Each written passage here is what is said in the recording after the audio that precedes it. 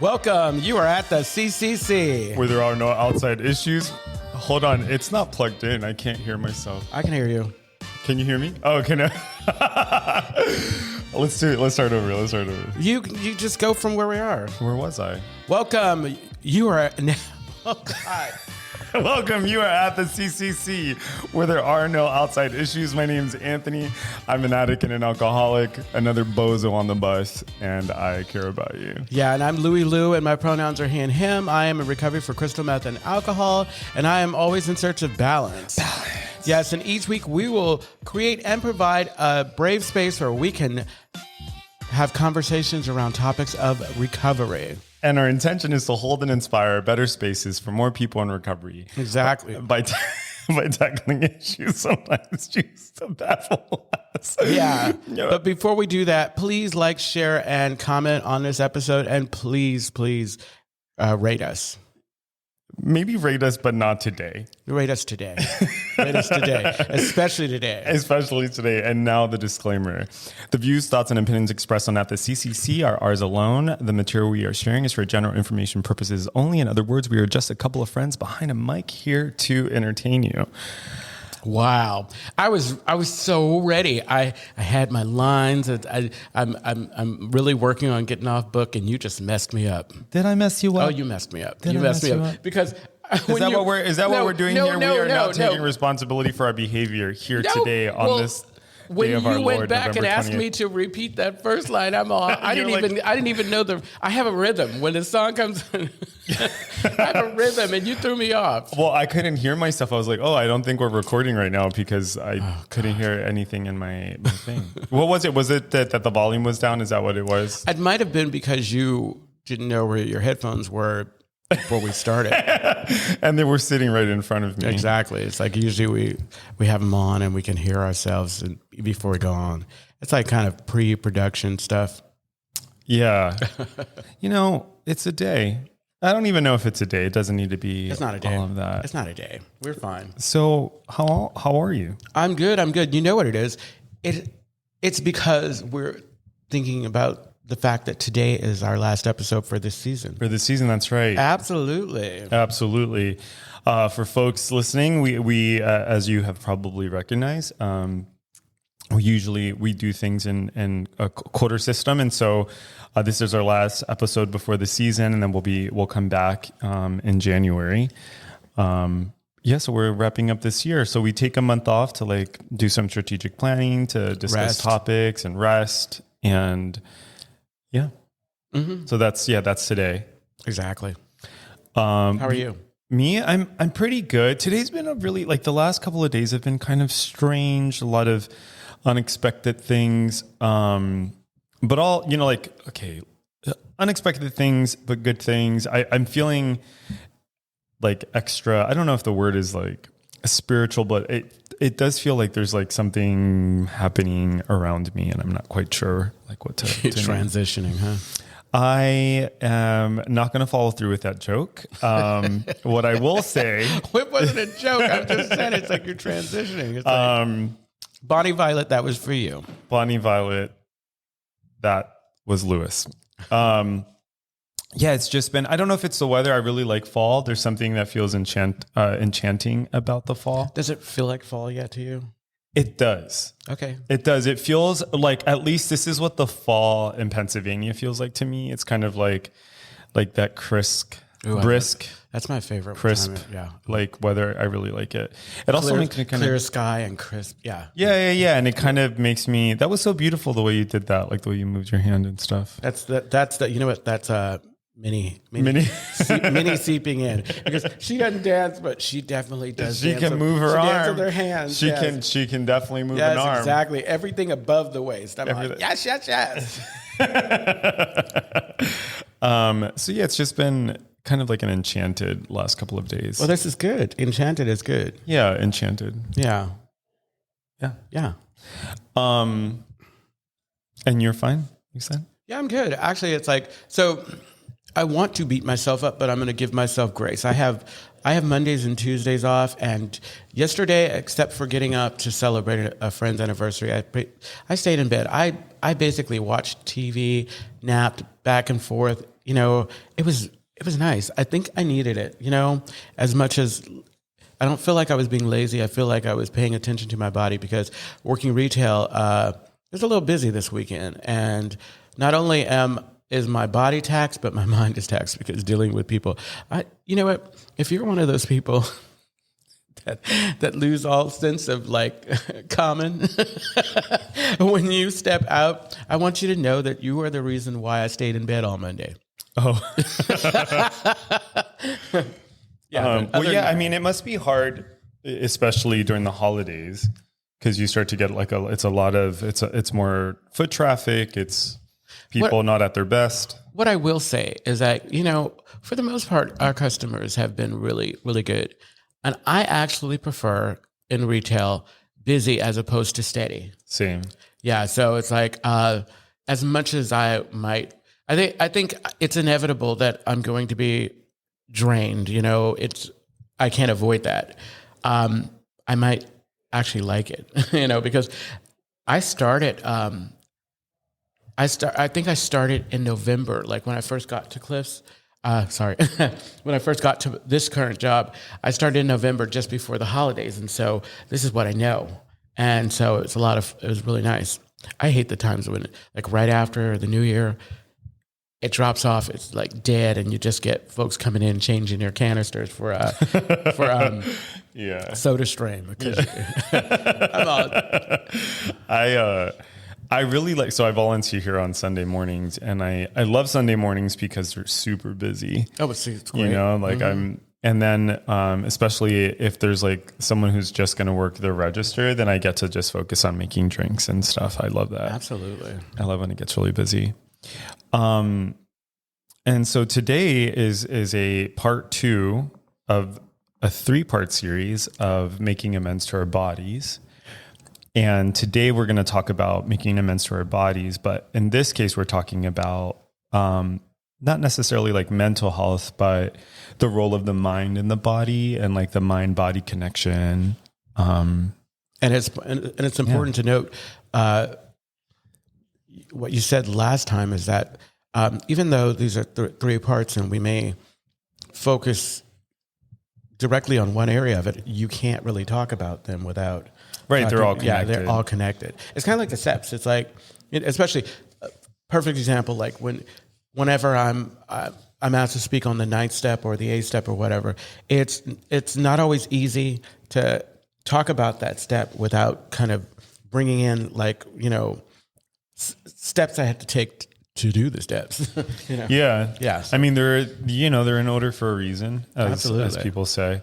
I think in starting the conversation about making amends to our body, specifically the mind-body connection, I was just thinking about how, at least in early recovery, and when I say early recovery, I'm thinking the first year, first year or two, I think that stuff, that connection between the mind and the body still feels a little, well, for me, it felt kind of a little disconnected. I think one of the hard things during that time is making, well, you know what? A big part of it is not knowing what's happening.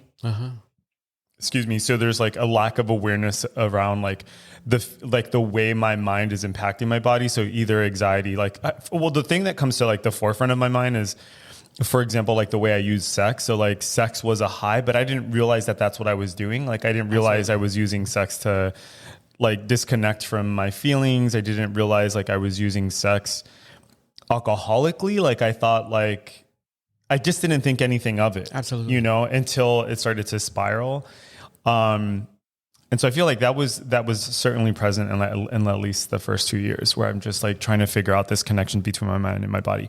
I mean, it's something you said, I think you said this last year, maybe it was even earlier this year, where you were talking about, I don't know if this was actually something public, so I'm not going to share, but basically it was about the way you treat your home. Do you remember this? Just say it. Oh, well, because it's for me, you'll know. It's if I talk to you about it, if I don't start with the caveat, please don't tell anybody. Yeah. Well, it's something I've worked through. Remember when you were talking about how during COVID, you tried bringing the bathhouse to your place. Oh, right? absolutely. And then like, I think you had invited someone over or something like that, and you didn't like that. Like, it felt like it was kind of like, and I didn't know, your place. I didn't know that I was bringing that Right. But it ended up, like that subtle. Yeah. So I feel like that subtleness, like that subtle in the way that, like, not realizing like the subtle things that actually impact my body and the way like I think about myself. It's taken me a while. Absolutely. It's taken. I think it's like Bell Hooks talks about this idea of decolonizing our mind.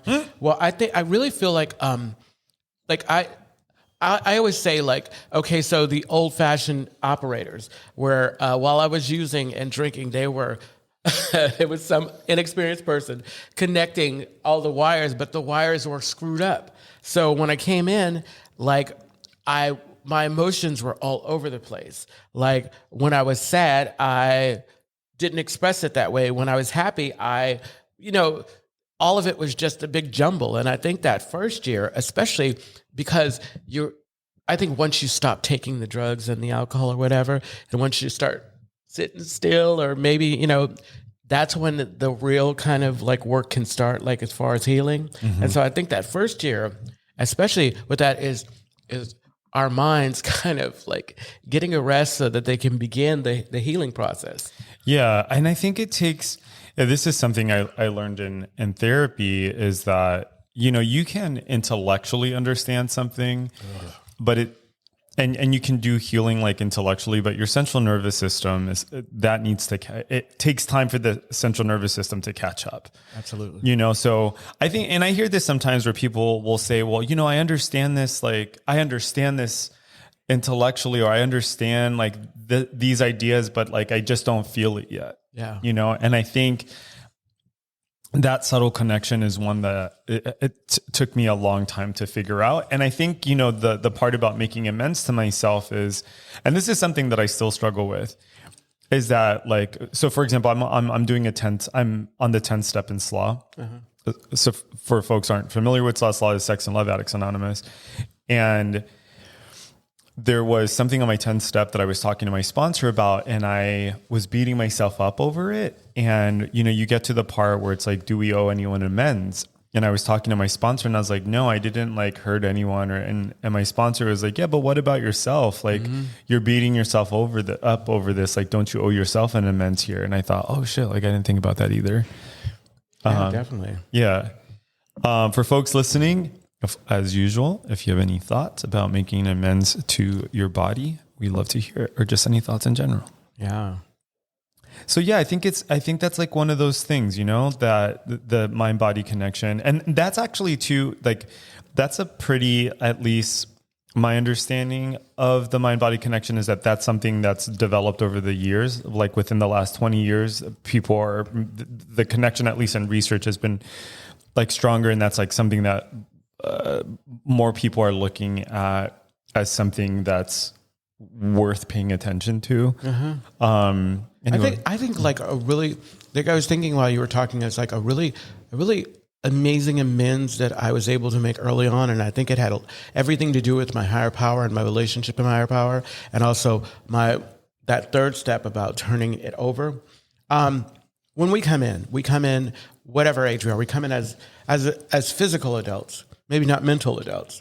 And, the challenge that we have is in not giving ourselves grace, because I don't know about you, but judging me and thinking that I'm not going to talk to somebody about what I'm struggling with because I'm embarrassed. I've got shame around the fact that I should know better, when in fact, who says I should know better? Right. If I didn't learn it, I didn't know better. So the amends on that end was when I finally just said, you know what, I don't know. And a perfect example, I was staying in a co-op, and we had chores around, and one of my chores for the week or whatever was to load the dishwasher. And I would just throw things in there, whatever, all willy-nilly. And I had a moment, and I don't know why it was, but in that moment we were having a meeting, and there was a complaint about it. And I just said, you know what, look, I'm sorry. I don't no, I need to relearn how to load the dishwasher. I didn't reach out to anyone. I didn't ask for support, and now I'm asking for support. And I think it was that where I was giving myself that grace, because there was a long period of time where that wasn't a priority. I wasn't loading anybody's dishwashers. I was loading my pipe. Right. That was about it. Right. Asking for help is something that I've had to learn how to do. Mm-hmm. And I think I may have shared this story before about how I was working at a site not too far from here, and I was working on I had to do this insurance renewal for a patient. And I remember I took it on by myself, and part of that was ego. Part of it was, I just wanted to do a great job and look how impressive I am. I did this thing by myself. And when I started working on it, I remember the thinking, so what ended up happening is I start doing this thing and I start to get kind of overwhelmed because I'm like, wow, this is a beast, that whatever this thing was. And then I spoke with my clinical supervisor. My clinical supervisor asked me, she goes, Anthony, why are you doing this by yourself? Why didn't you ask me for help? And it didn't occur. What it was is that I didn't want to ask for help because I wanted to show that I could do this thing on my own, take on this, but it wasn't that the task wasn't designed for a person to do it on their own. You need to work with an entire team to get these pieces together. And part of that, referring back to the body, part of that is the high in the past that I've gotten from being praised for oh, look at how much you can do, or look at how hardworking Anthony is. And I think the making amends to my body around that has been, acknowledging on one end that okay, this was something that I used to do, this is one way that I used to kind of what do I want to say here? I don't know, get that confidence boost that I wasn't getting elsewhere. Mm-hmm. And now I don't have to behave that way anymore. Absolutely. I can get self-esteem from other things that don't require me you're stupid. I can get self-esteem. I want you to see my mouth is closed. Yeah. I can get self-esteem from engaging in esteemable acts, and esteemable acts are not ones that are driven by my ego, but are driven by, the spirit of service. Absolutely. Mind body connection. Do you have a recent connection to that idea? Mind body. I'm not sure. Well, we've talked about anxiety before. Oh yeah. You know what? Since and I've talked about this on here about coming to terms with my people pleasing and my maybe Al-Anon issues. I haven't been anxious like I had before that. It's almost as if that one piece of the puzzle I was finally acknowledging. The one piece was the part that was making you anxious? Yeah, I don't know, because I find myself I would talk about I remember being in the theater, sitting down, and having these anxiety attacks, or these anxiety attacks pop up in some of the most inopportune places, and not understanding what is it, what happened, and I have not had that, knock on wood. No, because I'm grateful because I think the worst thing, and if you had anxiety or panic attacks, I think for me the worst part about it is not actually the actual attack, but it's the muscle kind of memory, the kind of knowing what it felt like. And when I find myself in situations that I've been in before where it's can't come up, expecting it. And so it's in some ways I've kind of brought it on because I was expecting it. And I'm no, you know what? You know what I've had to do recently is, and this is something I've struggled with throughout my life, has been the fact that I'm on medication. Mm-hmm. I'm on an SSRI. Sorry, I keep kicking the camera. I'm on an SSRI and I'm on a anti-anxiety, but it's off-label for anxiety. So it's gabapentin. I'm on Trintellix and gabapentin. And since I was young, like I've always thought to myself, like, I don't want to be on medication. So when I was younger, I never took them as prescribed. Like I would take them for a little bit and then I would stop taking them because I'm like, oh, I'm better now. And I did this, all throughout my teens. I did this all throughout my 20s. I did this less so in my 30s. I'm in my 30s now, like less so in my early 30s. And, then I got my shit together in like the last few years. And the thing that I've had to accept, going back to like the idea of making amends to my body, is that I like really hurt myself throughout all that time. Like I was making my life so much more difficult without realizing it by being like really erratic or like, being really inconsistent about the way I was taking my medication. And I think within the last 5+ years, I've come to terms with the fact that like, this is just what it looks like off my meds, it's like being in my body can sometimes feel unbearable, and the amends that I've made to myself is one, accepting that like, I guess I had to have the experiences that I did in order for me to like actually come to terms with the fact that like, this is just something that I need, in order to feel okay. Yeah, exactly. I think that, this idea of like making amends to me, I think I lost my thought, but it's, it's okay.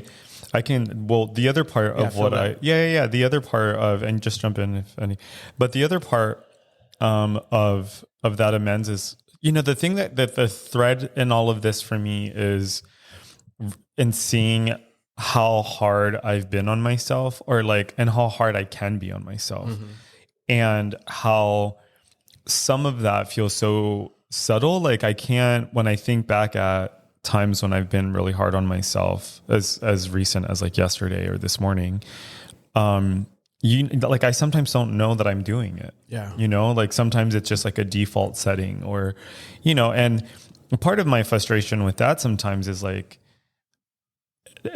in those moments, like it being very hard to like stop it. Yeah, exactly. To like be more loving and caring to myself. I think that, okay. So, I feel like for those of us who do 12-step, and 12-step is not the only way, but I can only speak to what I know. My first, it's this idea of spiritual awakenings, and this first set of spiritual awakenings came in the 4-step. And especially when I started to acknowledge that I had a part in everything, because what I started to accept is that, like, and there was a period, and I know this is higher power too, where I was really trying to be mindful about the language that I was using around the things. Like instead of saying good or bad, I was just saying higher or lower. And I realized that some of my choices were not my highest choices, and some were lower, but they all were my choices. And to me, that was empowering in that way.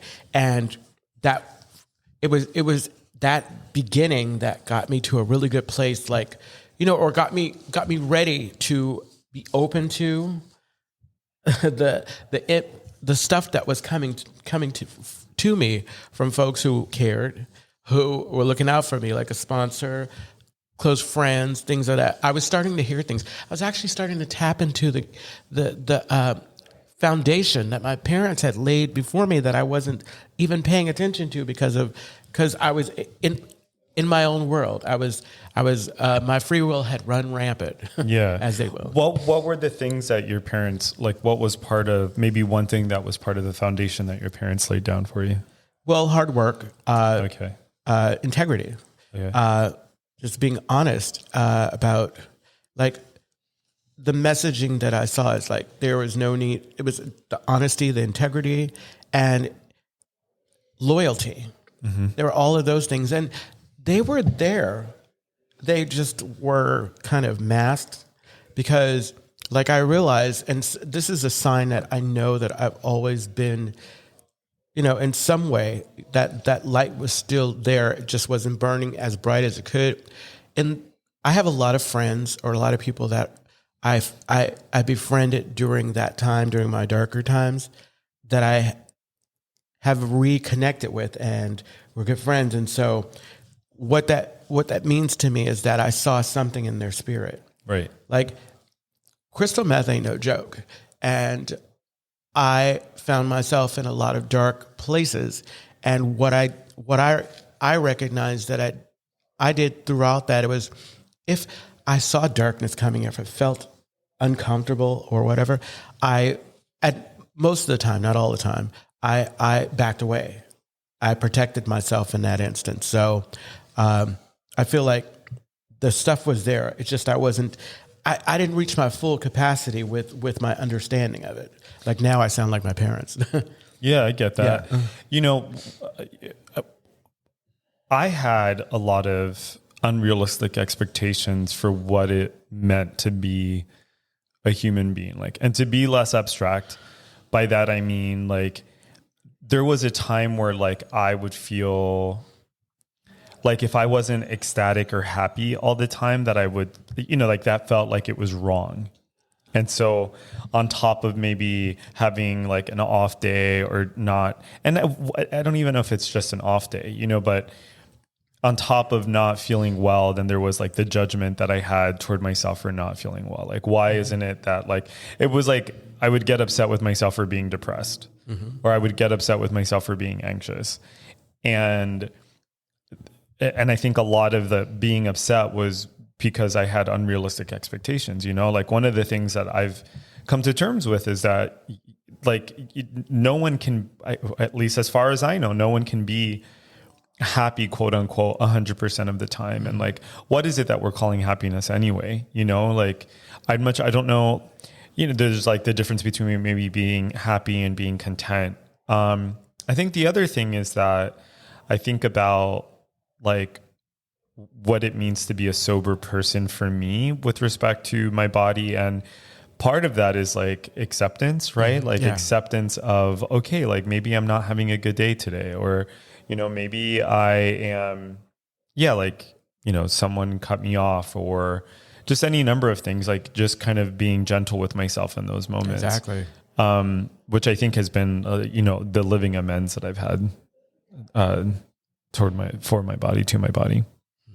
Yeah. I really like what you said about honesty. I think that's a big one for me too these days, about like what is honestly going on in my body. I was telling Brandon actually before we started filming today how I'm doing a 10th step. Well, I'm on the 10th step in SLA, and how I had this experience between yesterday and today where I was reviewing my 10th step from the day prior, and I could see this like hard shift in my behavior, and how like doing the 10th step, I was able to actually see something and then change it. And I was like, oh shit, like the 12 steps actually work. Yeah, they do. Which I thought was, that honesty piece I think the challenge was not just being honest to other people, but honest with myself, like about how I'm feeling about something, and not letting shame or guilt keep me from, like, it used to blow me away when I was able to talk to people about feelings of jealousy, feeling of it being envious, because when early recovery, it's like you have folks who, for some reason, seem like the world just lands in their lap, which was just my perception, because I was still mentally sick, and I wasn't seeing that things just are. I mean, we all have our privileges, but yeah. Yeah, I love that. I think I have certainly have said this before, where one of the, like, a Buddhist idea here is that, the biggest illusion is this idea that we're somehow different. Yeah. And I think that's part of, I don't have a social media presence. I have a LinkedIn. That's because what I'm told is that I need to as a professional. And then, I have the Instagram for the podcast, but I don't browse these things. Oh yeah. And, I bring that up to say that with like social media, for example, it was too easy for me to form entire narratives in my brain over two-dimensional images, And it's crazy with social media. Early recovery, I was working a swing shift. And so I had to do all my meetings early. I really couldn't participate in recovery the way I had been when I didn't have to work. And so I would watch everything on Facebook, and I would be deep in FOMO because I was watching what I thought was people living, and in my mind, I'm all thinking they're having fun because I'm not there. The truth of it is I can curate what I want you to see. I can be a complete mess and just take pictures and show you me smiling and everything, and that doesn't tell the whole story. Right. Yeah. Yeah. Right. 100%. And I think, well, going back to this idea of social media, I think whenever I'm looking at the world and I'm extrapolating from the things that I see, and then from that extrapolation, then forming opinions about myself, that already feels like too much, you know? And I think, I've been talking a lot about the observer. Well, not a lot, but the idea of the observer. So if you're not familiar with the idea of the observer, so there's this idea, for example, that we are not our feelings. Yeah, we are not our feelings. We are not our thoughts. We are the observer of those things, right? So if you're hearing me, who's hearing me? You know. Anyway, so it's like a philosophical idea, but the point is that I am the person who gives a narrative to the feelings or thoughts, right? Like I am the person who judges. I am the person reacting to the world.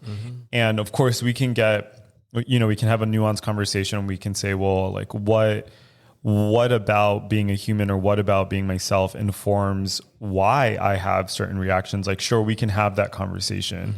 But the other conversation we can have is one that is about taking a step back from our reactions to like how we think and how we feel, and just observing those things, literally just observing without judgment.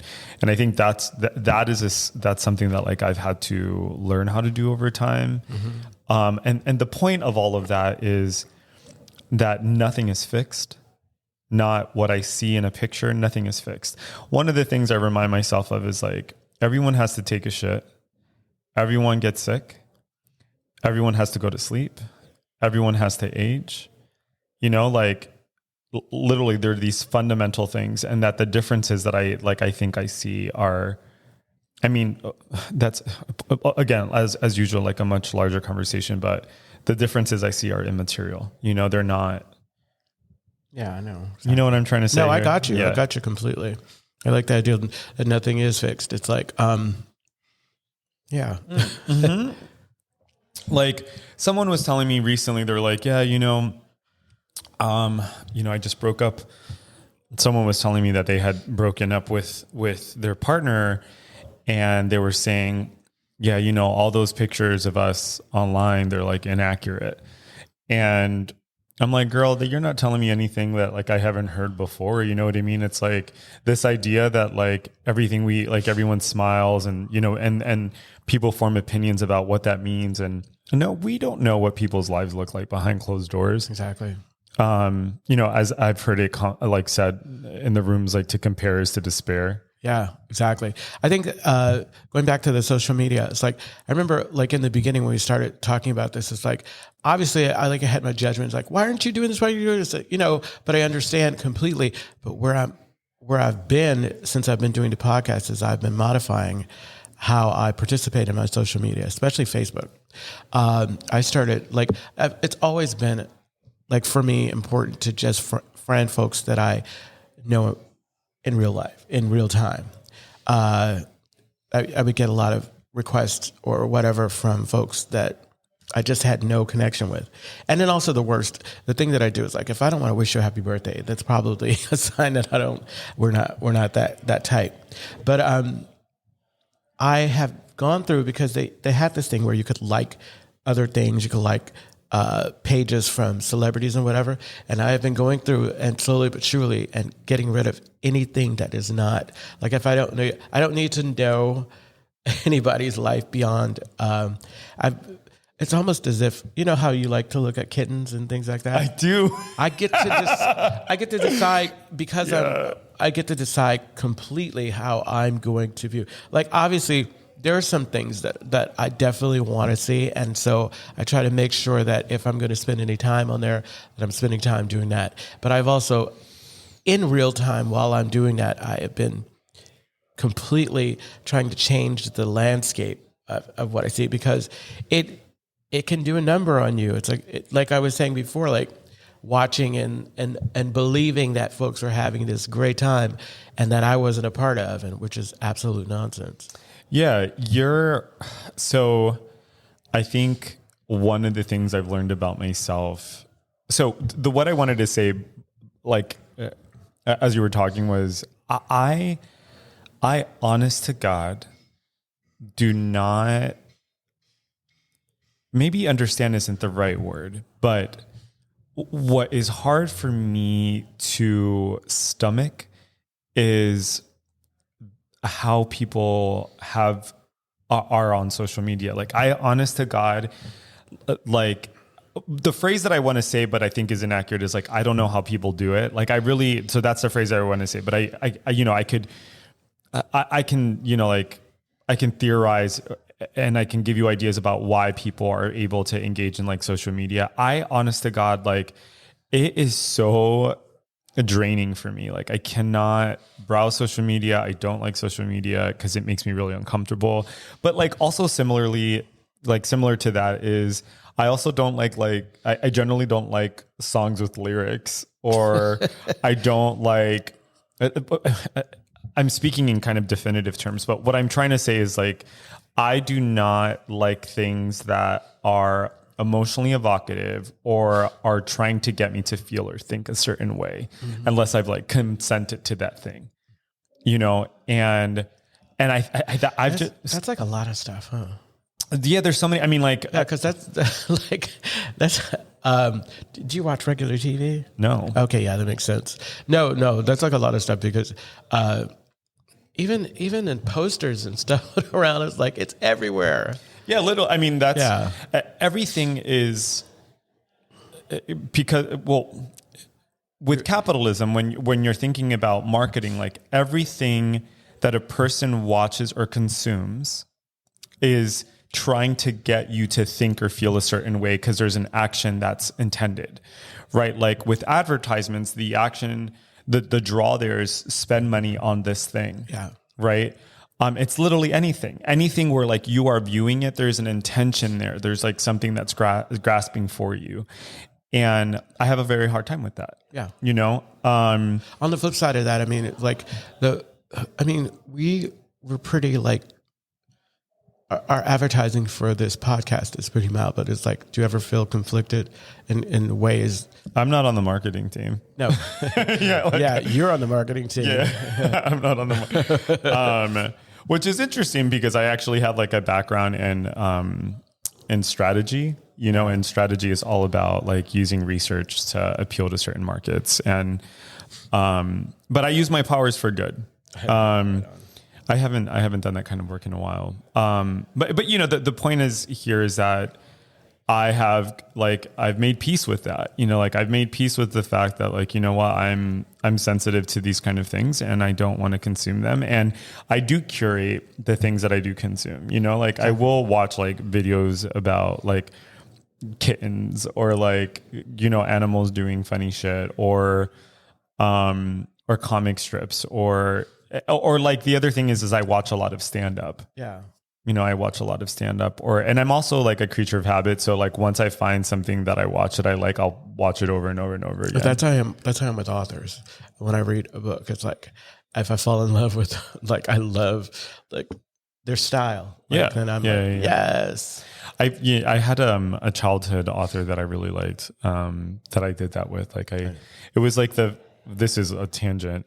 Tangents are good. Yeah. So like, the tangent here is that I didn't know that writing could be this way. So it was, the guy's name is Chuck Palahniuk. He's the guy who wrote Fight Club and Lullaby and Invisible Monsters. And I remember the first time I picked up one of his books, and I as I was reading, I was like, holy shit. Like, I didn't know that someone could write this way. Like, I didn't know that someone could, it's hard to describe. The other book that did that for me is this book. It's this, I think it's an autobiography. It's called The Chronology of Water, and it's this beautiful, I think it's a memoir. It's called The Chronology of Water. It's about this, she was an Olympic hopeful who basically like lost everything because of heroin. Yeah. But she's like, a beautiful writer. And the point I'm getting to here is that like, I didn't know that people could write this way or that it could feel this way. And that changed everything for me. Oh yeah.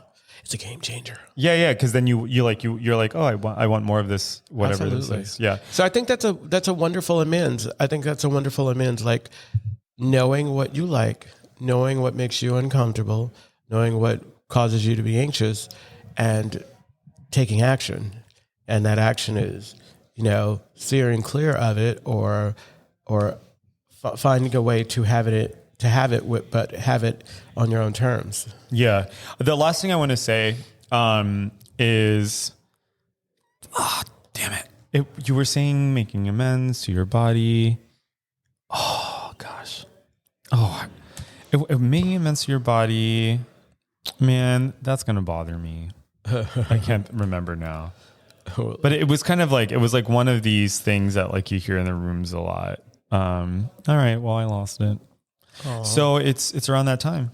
Yeah. So Brandon's going to hit a button. The Castro Country Club is a safe and sober community center for all people under refuge for the LGBTQ recovery community. We provide programs and services that help people change their lives by supporting personal growth.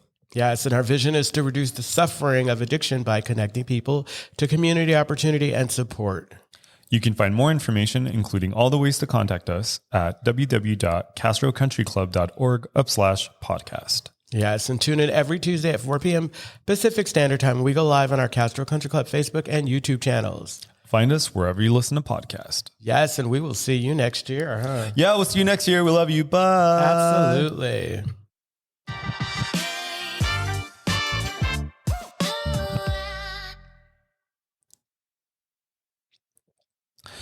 I forgot what I was going to say. Do you have anything you want to continue talking about? Well, it was like curate what I see. Oh, I was going to talk about, this wasn't it, but I was going to talk about how when I used to have Instagram, I used to follow like thirst traps. Oh God. Yeah. Uh-huh. Like I would follow like these guys that I like thought were hot. And I'm like, what am I doing? Like, what is this for? A part of that grace is acknowledging that, that's what I needed at the time. Yeah. And then, because it's like, okay, this is what I need. And then I get to decide like later on. And it's all, how they say, changing your mind is a woman's prerogative. Well, changing our mind is everybody's prerogative. Like, yeah. The thing I was going to say was related to, I think my feet are stuck together. I hit a chord. Thank you, Brandon.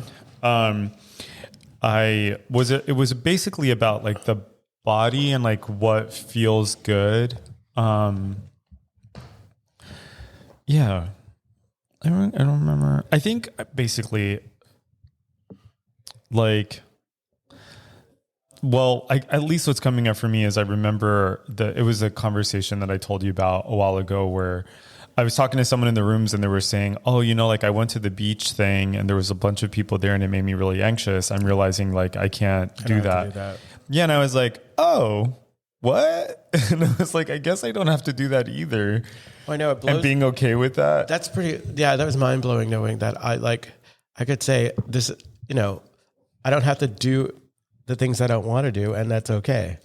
You ever have that? Do you ever feel like, oh, that's so simple. Why didn't I get sometimes all the time? It was like all the time. It's like I say, making the decision to come into recovery was the hardest decision or the easiest decision I've ever had to make. Right. Because all of a sudden on the other side of it, wow, it's like I could have been doing this all along. Yeah. Well, I think about like just like the shit that I do that like just like I heard when people like enter their 50s that they start to not give a fuck about things, that like they're more that's probably why I don't give a fuck about a lot of stuff. Are you in your 50s? I am. Oh, I didn't know you were in your 50s. 53. Oh, you look great. Thank you. Yeah. Well, what I've heard is that people enter their 50s and they stop giving a fuck about a lot of things. But like in a good, empowering. Well, I think that in a healthy, Yeah, that's what I mean. In a healthier situation, because I think that if I'm just now starting my recovery and I'm 50 physically, but actually 17, but I agree with you. It's like, and I feel like around the time that I for me, the change came around my 10-year anniversary. Okay, where all of a sudden it's like, it's not that I didn't care. It didn't affect me in the same way. I no longer gave it the energy that I had given before. Yeah. Like I found this calmness and I'm like, whoa, where'd that come from? Yeah. I'm laughing because I looked at my phone and two of our listeners sent me, one wrote memory loss, hate to see it. And the other person said, when you remember what you were going to say, let me know. Yeah. I don't know, being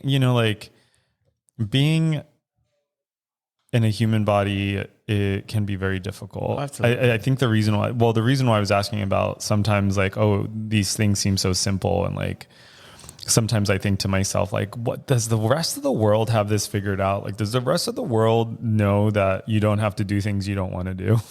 Or like coming at, like, there was a time where I was like very preoccupied. So I don't know so there was like years ago, back when I was like trying to get sober, I was in this relationship with this guy.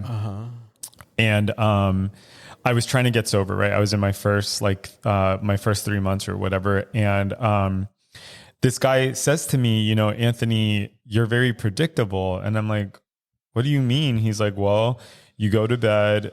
Oh, he goes, you get your clothes, you iron them, you go to bed, you put on the clothes that you had the day before, you go to the gym, and then you go to work, and then you come home, and then we watch Netflix. You're very predictable. And I remember saying to him, I was like, because he was still, he still drinks. He's actually an active alcoholic. This was years ago.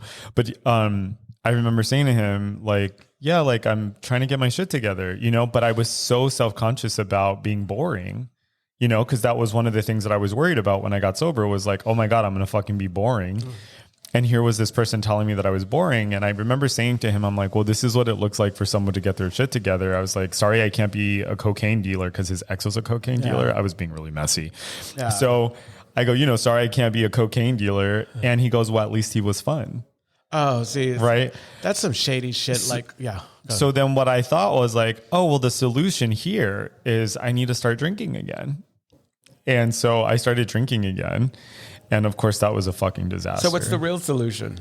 The solution would have been to ignore him. Well, the solution, well, exactly. Yeah, like exactly, bitch. Nice try. It's like, nice try. Your idea of fun and my idea of fun are, they and it's like coming, places. It's like, that's where I was going with this, is that, okay, you do it. Yeah, stop interrupting Anthony. Sorry. Yeah, it's okay.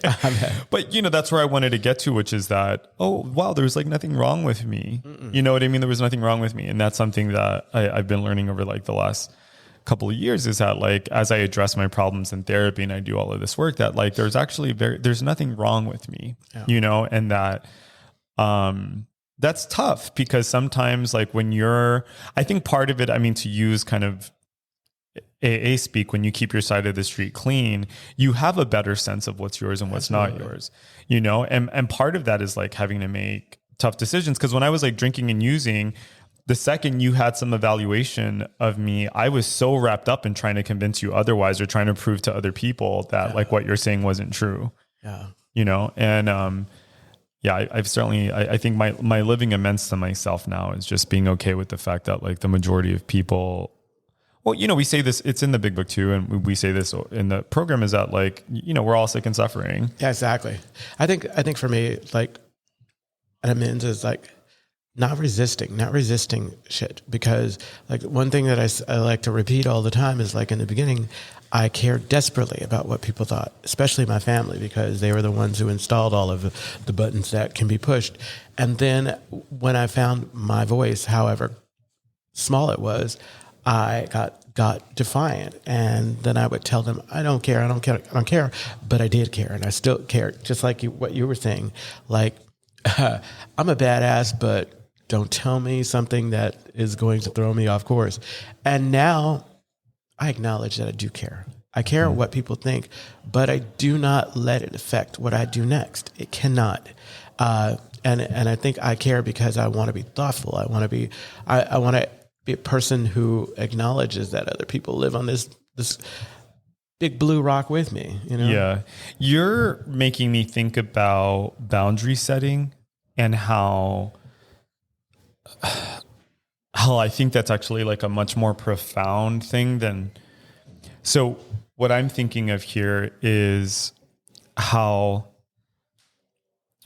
okay, well, I'm a few minds here because I remember when I was, one of my favorite professors in undergrad was this woman named Dr. Lydia Perda, and there was this course. I forget what the conversation was about exactly, but we were talking about when is it that we build borders, right? We build borders and we put up walls when something is insecure, and so part of what I'm thinking here is about how having an internal boundary isn't necessarily about like an insecurity. Like an internal boundary, I think for me isn't about like keeping other people out as much as it is about containing or protecting myself. I don't know where I'm going with this because it's an unformulated thought. Like I'm just kind of thinking about this right now. But basically what I'm trying to say is that the more I am engaging in, say, like esteemable acts, or the more I am working on my stuff and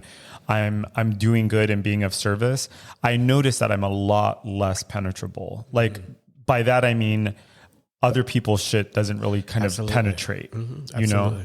And that has taken a really long time. You know, the other thing that has been very helpful for me is, this sounds a little hokey, but I don't really have a better phrase for this, but it's like when I choose love, I hate saying it like that, but when I choose love in my interactions with other people, or I choose generosity, like generous interpretations of the world and of other people, I'm in a much better position internally. Absolutely. You know, and it makes me think about, you know, when we say like hurt people, you know, heal people. Yeah.